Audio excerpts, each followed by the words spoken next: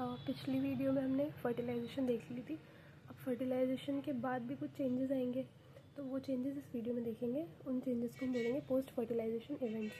अब कौन कौन से इवेंट्स होंगे पोस्ट मतलब बाद में, पोस्ट फर्टिलाइजेशन मतलब फर्टिलाइजेशन के बाद में अब कौन कौन से इवेंट्स होंगे। तो हमारा एम्ब्रियो का डेवलपमेंट होगा फ्रॉम जाइगोट। दूसरा हमारा एंडोस्पर्म का डेवलपमेंट होगा फ्रॉम प्राइमरी एंडोस्पर्म सेल। और ये एंडोस्पर्म कैसा होगा? ट्रिप्लॉइड होगा ही, क्योंकि primary endosperm nuclear and primary endosperm cell, वो दोनों पूरा एक स्ट्रक्चर बना लेंगे एंडोस्पर्म। तो ये एंडोस्पर्म हमारा ट्रिप्लॉइड होगा, क्योंकि प्राइमरी एंडोस्पर्म न्यूक्लियर ट्रिप्लॉइड थे। हमारे जो ओव्यूल्स होंगे, ओव्यूल्स के अंदर ही तो एम्ब्रियो प्रेजेंट था ना, तो ओव्यूल्स हमारे सीड बना लेंगे और जो हमारी पूरी ओवरी है वो फ्रूट बनाएगी। अब ये जो हमारा एंडोस्पर्म है, ये ट्रिप्लॉइड स्ट्रक्चर है। तो जो हमारी प्राइमरी एंडोस्पर्म सेल थी वो डेवलप करेगा बाय माइटोसिस। मतलब एक सेल थी, उसमें माइटोसिस होगी तो बहुत सारी सेल्स बन जाएंगी और फिर हमारा एंडोस्पर्म बन जाएगा।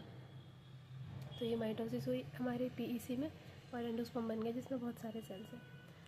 अब जो हमारी एंडोस्पर्म की डेवलपमेंट है, इट प्रिसीड्स एम्ब्रियो डेवलपमेंट। इसका क्या मतलब है? प्रिसीड मतलब पहले, एम्ब्रियो की डेवलपमेंट से पहले एंडोस्पर्म की डेवलपमेंट होगी।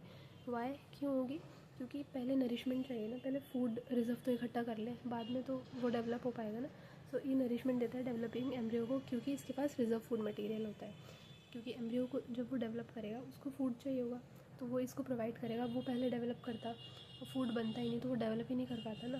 तो इसलिए पहले ये फूड बनेगा, उसके बाद वो डेवलपमेंट स्टार्ट करेगा। फिर इसकी मोस्ट कॉमन टाइप डिवीज़न कैसी होती है? Free nuclear division. मतलब ये जो एक सेल से इतने सारे सेल्स बने, ये पूरा एंडोस्पर्म टिश्यू बना, कैसे बनेगा? फ्री न्यूक्लियर मतलब पहले नॉर्मली सेल डिवीज़न में क्या होता है? न्यूक्लियर की डिवीज़न होती है, फिर सेल वॉल फॉर्मेशन होती है तो 2 सेल बन जाते हैं, फिर और न्यूक्लियर की डिवीज़न होती है, उसके बाद फिर से सेल डिवीज़न होती है। बट जो हमारा एंडोस्पर्म है, इसमें कैसे डिवीज़न होती है? इसमें फ्री न्यूक्लियर डिवीज़न होती है। मतलब कि न्यूक्लियर डिवीज़न के बाद तुरंत सेल डिवीज़न नहीं होगी, पहले बहुत सारी न्यूक्लियाई बनेगी, सक्सेसिव न्यूक्लियर डिवीज़न होगी, उसके बाद सेल वॉल फॉर्मेशन होगी। तो पहले सक्सेसिव न्यूक्लियर डिवीज़न होने से बहुत सारे न्यूक्लियाई बन गए। इस वाले स्टेज को बोलेंगे फ्री न्यूक्लियर एंडोस्पर्म, क्योंकि यहाँ पे बहुत सारे फ्री न्यूक्लियाई पड़े। इसके बाद सेल वॉल फॉर्मेशन स्टार्ट होगी, इन न्यूक्लियाई के अराउंड सेल वॉल फॉर्मेशन हो जाएगी और उसे हम बोलेंगे सेलुलर एंडोस्पर्म। तो इसका एग्जांपल दिया है टेंडर कोकोनट। जो ग्रीन कलर का जो टेंडर कोकोनट होता है, उसमें 2 चीज़ होती है। एक तो कोकोनट वाटर होता है जो हम पीते हैं, और एक उसके सराउंडिंग वाइट कर्नल होता है। ये कोकोनट वाटर जो है ये फ्री न्यूक्लियर एंडोस्पर्म होता है, और जो वाइट कर्नल है ये हमारा सेलुलर एंडोस्पर्म। अब हमारे पास क्या होता है, कुछ ऐसे सीड्स होते हैं जिसमें हमारा एंडोस्पर्म डेवलपमेंट जब हो रही होती है एम्ब्रियो की, उसके टाइम पे ही ख़त्म हो जाता है। क्योंकि एम्ब्रियो जब डेवलप होता है वो हमारे एंडोस्पर्म को कंज्यूम करेगा, उसके लिए वो फूड मटेरियल है। तो कुछ में तो ऐसा होता है कि सारा एंडोस्पर्म ख़त्म हो जाता है डेवलपमेंट के टाइम पे, सारा एंडोस्पर्म खा लेता है सीड जो हमारा एम्ब्रियो है वो। और कुछ में कुछ रिजर्व हमारा एंडोस्पर्म बच जाता है। तो जिसमें सारा एंडोस्पर्म ख़त्म हो जाता है, endosperm completely consume by developing embryo, वो हमारे उसके एग्जाम वो होते हैं डाइकॉट्स। एनसीईआरटी में उसने डाइकॉट मोनोकॉट करके नहीं दिया, उसने डायरेक्टली एग्जांपल्स दिए हैं। तो पेपर में एग्जांपल्स आएंगे तो एग्जांपल पता होने चाहिए। तो इसके एग्जांपल है पी, ग्राउंडनट और बीन्स। लेकिन कुछ में क्या होता है, मोनोकॉट्स में क्या होता है, it persist in mature seed जब मैच्योर हो जाता है, जब एम्ब्रियो की डेवलपमेंट हो जाती है, उसके बाद भी ये बच जाता है, और जो जब बाद में सीड जर्मिनेशन होगी उसमें यूज़ होगा। तो उसका एग्जांपल है कैस्टर एंड कोकोनट। वैसे तो ये मोनोकोट्स में होता है, लेकिन हमारे इन्होंने कैस्टर्स का एग्जांपल दिया है। कोकोनट भी और कैस्टर भी दोनों सी से आ रहे हैं इसके एग्जांपल, जिसमें जो हमारा एंडोस्पर्म है वो बच जाएगा। तो लेकिन जो कैस्टर है वो एक मोनोकॉट नहीं है। इसके ऊपर एमसीक्यू आता है कि castor is the dicot which have persisting endosperm. बाकी नॉर्मली जो एंडोस्पर्म परसिस्ट करता है वो मोनोकॉट्स में बचता है, लेकिन कैस्टर अकेला एक ऐसा डाइकॉट है जिसमें एंडोस्पर्म परसिस्ट करेगा। फिर एनसीईआरटी में हमें एम्ब्रियो के बारे में दिया है। एम्ब्रियो क्या होता है? हमारा एम्ब्रियो क्या है, जो हमारा जाइगोट था वही एम्ब्रियो बनेगा माइटोसिस करके। कि जाइगोट एक सिंगल सेल था, एम्ब्रियो में क्योंकि बहुत सारे सेल्स होंगे तो जाइगोट में माइटोसिस होगी और उससे हमारा एम्ब्रियो बनेगा। अब जो हमारा ये एम्ब्रियो कौन से पोल पे डेवलप होता है? माइक्रोपाइलर एंड पे। माइक्रोपाइलर एंड पर ही हमारा जाइगोट प्रेजेंट था और उस पर ही हमारा एम्ब्रियो डेवलप करेगा। अब एनसीईआरटी में डाइगोट एम्ब्रियो के कुछ स्टेप्स दिए हैं, और इससे पहले उन्होंने एक लाइन भी लिखी कि जो स्टेप्स होते हैं, इनिशियल स्टेप मोनोकॉट और डाइकॉट दोनों की एम्ब्रियोजेनी में सेम होते हैं, मतलब दोनों में माइटोसिस होती है। बस यही दिया है उन्होंने। सिमिलर स्टेप्स होते हैं इनिशियल एम्ब्रियोजेनी में, दोनों में, डाइकोट और मोनोकॉट में। और उन्होंने फिर डाइकोट का स्ट्रक्चर दिया है।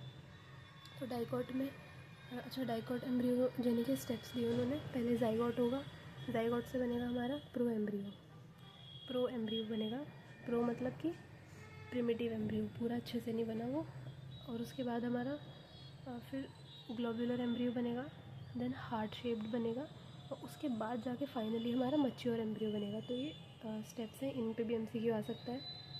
Zygote, pro embryo, globular, heart shape, then mature embryo. फिर इसके टिपिकल डाइकोट एम्ब्रियो के अंदर क्या क्या प्रेजेंट होता है? एक तो एम्ब्रियो का एक्सिस होता है। हमारे डाइकोट है तो उसमें 2 कॉटिलिडन्स होते हैं, और कॉटिलिडन्स के ऊपर और नीचे 2 स्ट्रक्चर होते हैं। ऊपर जो होगा एपिकोटाइल का, एपी का मतलब होता है अबव, हाइपो का मतलब होता है बिलो। तो एपिकोटाइल होगा कॉटिलिडन्स के ऊपर, हाइपोकोटाइल होगा कॉटिलिडन्स के नीचे। एक सिलेंड्रिकल स्ट्रक्चर होता है। जो हमारा एपिकोटाइल है वो ऊपर प्रेजेंट है, तो वो टर्मिनेट करेगा विद प्लूमल और स्टेम टिप।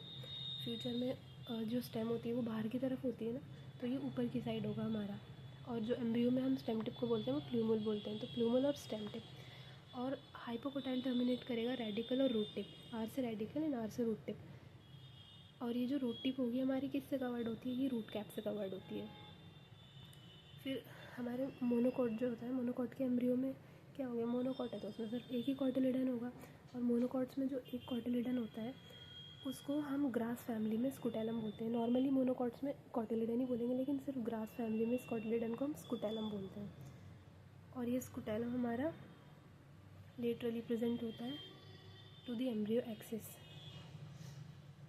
लेटरल मतलब साइड में, एक साइड में प्रेजेंट होता है। जैसे कि हमारे डाइकोट के पास एम्ब्रियो एक्सिस था, मोनोकॉट के पास भी एम्ब्रियो एक्सिस होगा, उसका भी एक लोअर एंड और अबव एंड होगा। तो नीचे वाली साइड में इसमें क्या होगा? जैसे हमारे डाइकोट में था, इसमें रेडिकल होगा एंड रूट कैप होगा। बट यहाँ पे 2 एक्स्ट्रा चीज़ें आ जाएंगी। जो हमारा रेडिकल होगा वो कवर्ड होगा इन एन अनडिफ्रेंशिएटेड शेप, उसको हम बोलेंगे कोलियोराइजा। मतलब नीचे वाली हर चीज़ में आर आ रहा है, रेडिकल, रूट कैप, कोलियोराइजा, इसमें भी 2 आर आ गए।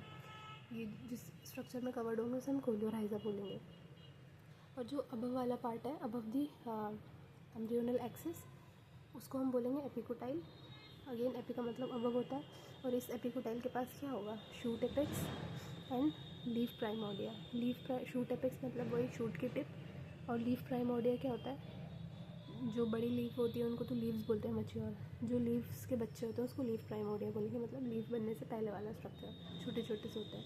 और ये लीफ प्राइमोर्डिया और ये शूट एपेक्स, ये हमारे एनक्लोज्ड होंगे इन अ स्ट्रक्चर कॉल्ड कोलियोप्टाइल। सो इसके पास 2 एक्स्ट्रा चीज़ आ गई, कोलियोराइजा नीचे है और ऊपर क्या है? कोलियोप्टाइल।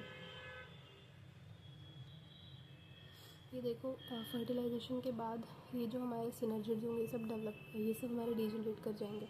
एंटीपोडल्स हमारे डीजनरेट कर जाएंगे। ये हमारा यहाँ पे पोलर न्यूक्लियर प्रेजेंट था सेंटर में, तो वो हमारा PEN बन गया, ट्रिप्लॉइड स्ट्रक्चर। और ये जो हमारी पूरी सेंट्रल सेल थी ये हमारी PEC बन गई, प्राइमरी एंडोस्पर्म सेल।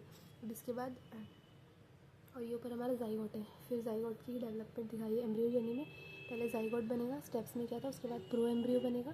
देन ये ग्लोबुलर शेप का है ना, तो इसलिए इसको बोलेंगे ग्लोबुलर एम्ब्रियो। देन इसमें हार्ट जैसा शेप बन रहा है तो heart shaped embryo. And then ये पूरा हमारा मैच्योर बन गया, जिसमें ये रेडिकल प्रेजेंट है। ये हमारे कॉटिलिडन्स हैं। ये इन्होंने एक्चुअली उल्टा बना रखा है, ये इसमें उल्टा डायग्राम बना रखा है। ये इसका उल्टा होगा तो मतलब ये मेरे कॉटिलिडन्स हैं। कॉटिलिडन्स के ऊपर वाला स्ट्रक्चर क्या होता है? प्लूमल। तो ये जो इसके यहाँ पे टिप पे बन रहा है ये हमारा प्लूमल है। और ये पूरा सिलेंड्रिकल स्ट्रक्चर हमारा रेडिकल है। ये मैच्योर एम्ब्रियो का स्ट्रक्चर है। और ये डाइकोट की एम्ब्रियोजेनी दिखाई। अब ये हमारे मैच्योर डाइकोट एम्ब्रियो का स्ट्रक्चर है, वही पिछले डायग्राम में इसको उल्टा बनाया होता है। इसमें सीधा ये हमारे 2 कॉटिलिडन्स है। ये सेंटर में ही जा रहा है, ये पूरा एक्सिस है एम्ब्रियो का। एक्सिस कुछ नहीं होती, एक लाइन होती है जो सेंटर से पास करती है। तो ये एम्ब्रियो का एक्सिस है। और ये above the level of cotyledons, level मतलब जहाँ से वो अराइज कर रहे हैं उस लेवल से हल्का सा ऊपर ये मेरा प्लूमल है, टिप ऑफ एपिकोटाइल। और नीचे, और ये पूरा मेरा हाइपोकोटाइल है। इसके नीचे ये पूरा सिलेंड्रिकल स्ट्रक्चर ये हाइपोकोटाइल है। और इसके नीचे यहाँ पे रेडिकल होगा एंड नीचे कवर्ड होगा ये रूट कैप से।